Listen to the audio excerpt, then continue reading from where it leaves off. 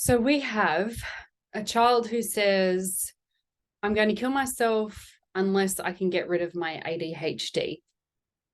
This is a problem that a parent has come to me with, and that's what I'm going to be discussing on this video. Now, as you can appreciate, and you may have heard something similar from your child, this is not abnormal for me to hear. Working with children over the last 10 years and parents, I've heard something along these lines over and over and over again. I've heard children say how much they hate themselves because they have autism, because they, aren't good in school. I've heard so many sentences of hatred towards themselves over the last 10 years. And now I'm seeing that it's quite common. And there's no shock to me whatsoever when a parent tells me that their children are now saying they want to kill themselves. Now, I first just want to comment on the killing of themselves part. This is not something that I'm going to be going through in this video.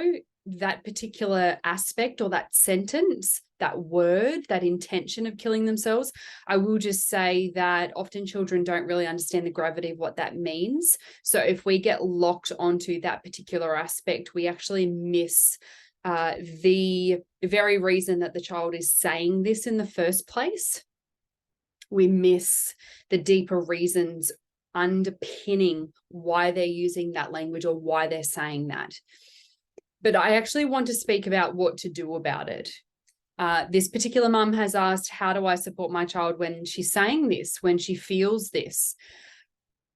And there's one thing there's an elephant in the room that I feel like I need to mention. And it is why we have this thinking in the first place.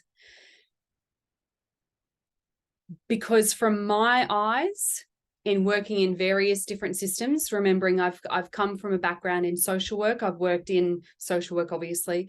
I've worked within the spheres of school systems and the medical system and the social work system. And I've had meetings, allied health system, obviously. So I've been in contact with so many different worlds. And the reason that this child says this is concerning to me, not because of her, but because of the world that we've created, that we have children that feel the need to say this about themselves. This is the very reason I do the work that I do. So for me, I don't believe that labels are what gives us that gives us a sense of who a person is. I believe that it's a tool we can use sometimes to understand something we may have missed. But for children, it works very differently. I've found over the last 10 to 11, 12 years now. So whereas the adult mind can handle potentially a label and what that means because they have the cognitive ability to understand, they can do some research, they can understand their life history, they can make choices for themselves as to which path they go down in terms of support or furthering understand themselves. Children don't have this option. They are thrown into a pool, they are thrown into a bucket, and then based on that bucket of what the system thinks is the best way to support this. They say support, but I do believe that that word could be altered to changing or fixing as well, depending on who you're working with and who you're talking to, which is the very reason why a little girl like this can say a sentence like that to her mum and to herself. They get thrown in a box, and it's filled with different expectations and limitations. And the expectations on what needs to happen to get rid of the ADHD, fix the ADHD, have her essentially not be herself. And that's not okay. It's not okay because we have a little girl, and this is not the first time I've heard this, by the way. We have a little girl who finds it so distressing that she has ADHD and what that means for her,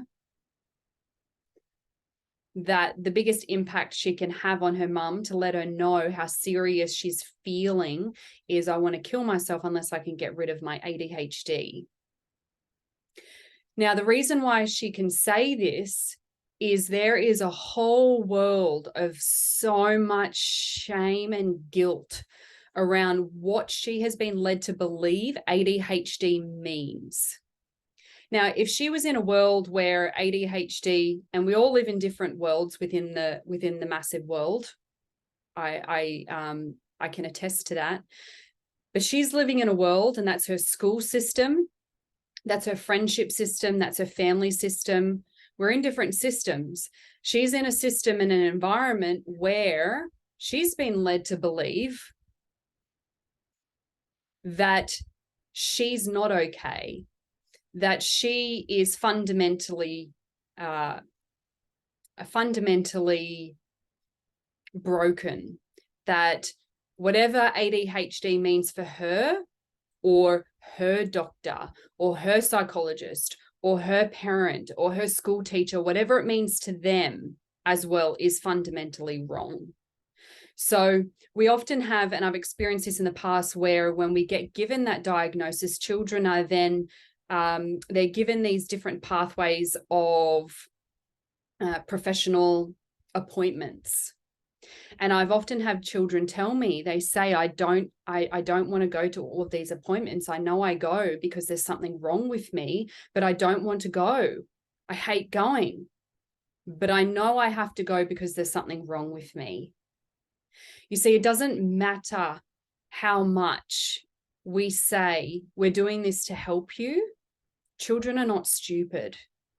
They're not stupid. They're certainly picking up on the wider view of this. And the wider view that we have in this world is that if we are showing any sign, any symptom that is classified as ADHD or classified as autism, whatever that is, remembering that the research cannot 100% tell us that it exists, nor the symptoms, nor the reasons for causing it.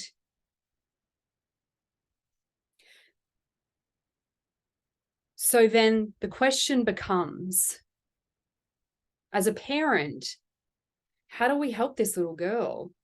How do we help her when she's saying this to herself? So the biggest thing that needs to be tackled right now is the guilt and the shame. The guilt and the shame. So if I was a parent of this little girl, I would be asking myself, where in this little girl's life does she receive the message that it's really bad and really wrong, and that she's wrong and she cannot be herself? Where does she get the message that her extra energy, her energetic little being, or her super focused little self, or her little distracted self, which is all okay, by the way, and normal parts of child behavior based on their development at different ages? There's so many reasons why we exhibit these behaviors. There's so many reasons when we dig and we understand the biology and the neuroscience. But I'd be asking myself, where in this little girl's world does she get the message that being energetic or not being able to focus 100% is wrong? Where in this little girl's world does she get the message that by being her, it's wrong? Where does she get that message? I'd be sitting with that question for a really long time. And I'd be getting really honest with myself around that. It's going to take a lot of courage to ask ourselves that question. Because you see, the thing about societal norms and values is that we tend to flock to them as the norm and as the go-to thoughts. So I often work with parents to question them, because there's certain ones that hinder a child's joy and a child's happiness, and a family environment. There's ones that hinder. So the question would be, where is this little girl getting that message that she's not okay for being her? Have I lent too much into societal norms and I have stopped seeing this little girl in front of me for who she truly is, and accepting that, appreciating that, knowing there's a purpose, trusting there's a purpose, and asking myself the question, why do I have a problem with who she is? Because you see, parents understand their children. You have so much intuition and you understand them and you love them unconditionally.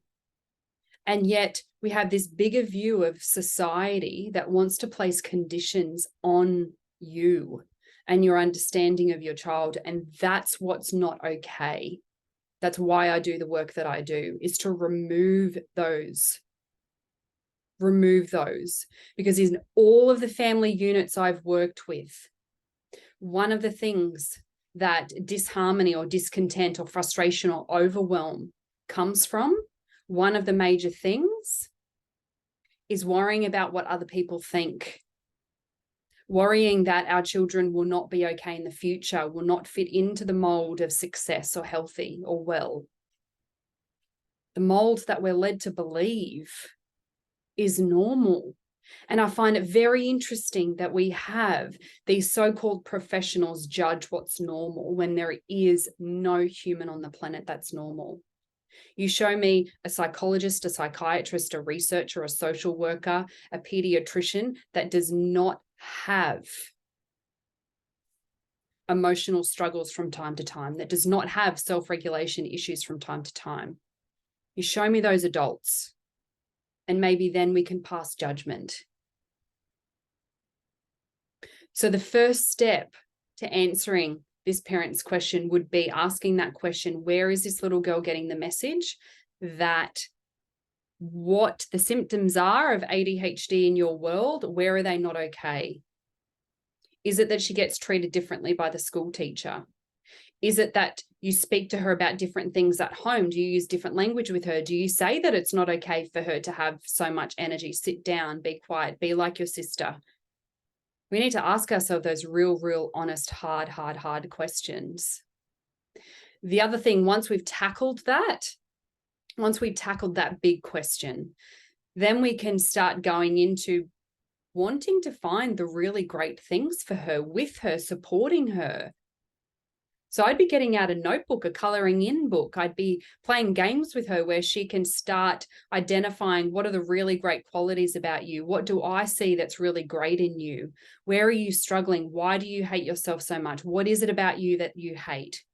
We've got to dig. We've got to dig really deep and find out what this little girl hates about herself.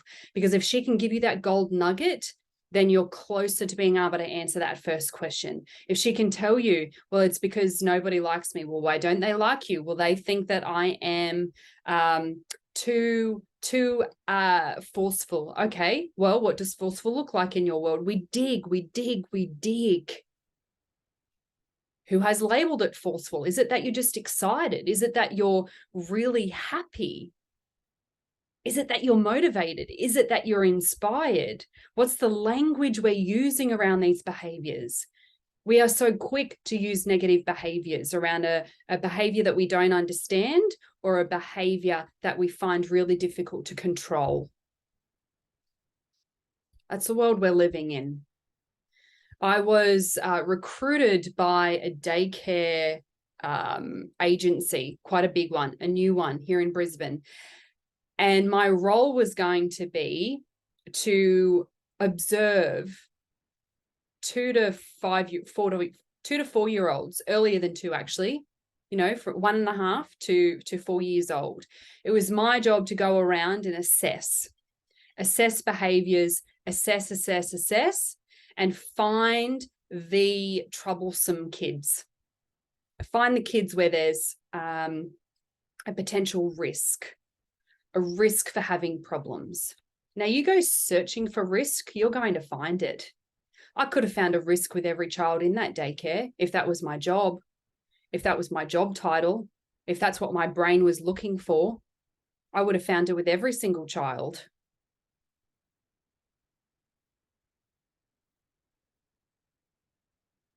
That's not the world that I want to live in. It's not the world that I want to raise my kids in, where there's so much limitation on self-expression. and we want children to conform. We want them to be controlled. So I hope that's helped in some way. That's our starting point to trying to alter this little girl's mind and view. We want to dig deep into her psyche and get curious and ask her so many questions about what she hates so much about herself. Maybe get her to write it down. Maybe get her to give it a color, maybe a cartoon character, whatever it is, whatever's going to work for her mind. We need to dig deep to find those gold nuggets, because then we can start asking ourselves, where is she getting that message? Am I giving her that message? Is the teacher giving her that message because of how much the teacher knows? Or the teacher's belief systems, or grandma's belief systems? Any questions, let me know. And thanks for tuning in. I'll do a follow-up video if there's any further questions around this topic. I hope we can start living in a world that accepts all and gets curious instead of judgmental with these children that are growing up in a world where we are so quick to restrict them and limit them. We're so quick to do it at the moment. That's what I hope for. Bye for now.